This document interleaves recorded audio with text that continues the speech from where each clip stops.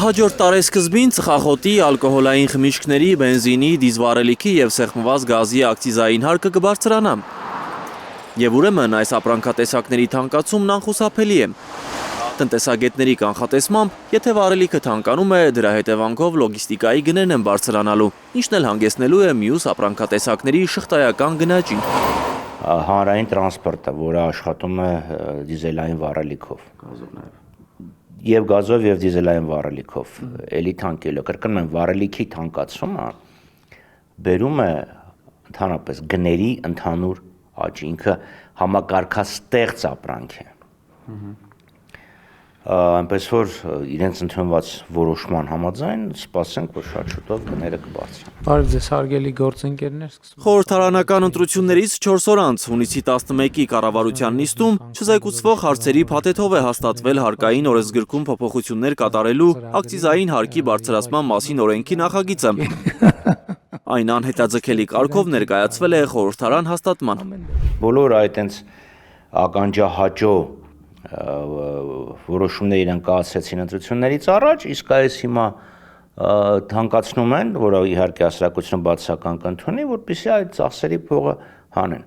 Հիմա որ ճիշտ նշեցիք, այսինքն մի բան ավելացրեցին կենսաթոշակը մի քիչ, բայց թանկացումները իրենք շատ ավելի մեծ բացասական ազդեցություն են ունենալու։ Դե բայց զարմանալու բան չկա, այս իշխանությունները մեկ հարկերն են լավ բարձրացնում, մեկ տուգանքները։ Եվ հիմա էլ պարզվեց ընտրություններն են շատ լավ կեղծում։ Ֆինանսների նախարար Վահե Հովհաննիսյանի պարզաբանմամբ 3%-ով է բարձրանում ակցիզային հարկը։ Նրա խոսքով այդ հարկատեսակի փոփոխությունները վերաբերում են ընդամենը գնաճի ճշգրտումներին։ Հովհաննիսյանի ասածից կարելի է ենթադրել, որ նկատի ունի հարկ-գին համամասնության պահպանումը։ Նրա խոսքով ակցիզային հարկի բարձրացման որոշումն ընդունվեց ընտրություններից հետո, որովհետև մենք մի քանի տարի առաջ ներկայացրել էինք ակցիզային հարկի փոփոխությունների պլան, որը ավարտվում է 2026 թվականի դեկտեմբերի 31-ին։ Եւ մենք պետք է ներկայացնենք նոր պլան, որը կվերաբերվի 2026 թվականի 2027 թվականի հունվարի 1-ից հետոյի համար, այսինքն չի կարող այդ պլանը չլինել։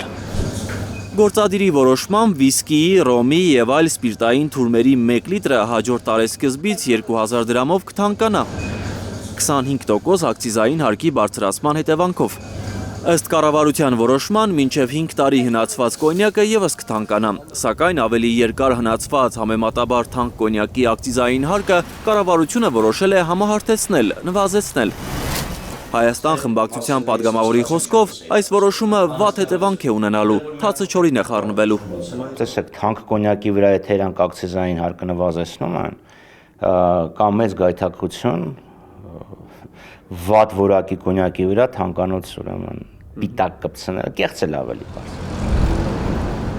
Վերջին 8 տարում ծխախոտն է աննախադեպ թանկացել։ Եթե 2018-ին 1 տուփ միջին որակի ծխախոտն արժեր 350-ից 450 դրամ,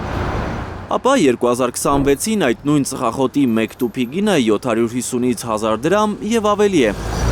Տնտեսագետների հիմնավորմամբ պատճառը ամեն տարի ակցիզային հարկի բարձրացումն է։ Էդգար Ղուշչյան, Միլենա Պողոսյան և Գագիկ Տեր-Ղազարյան, Հայլուր։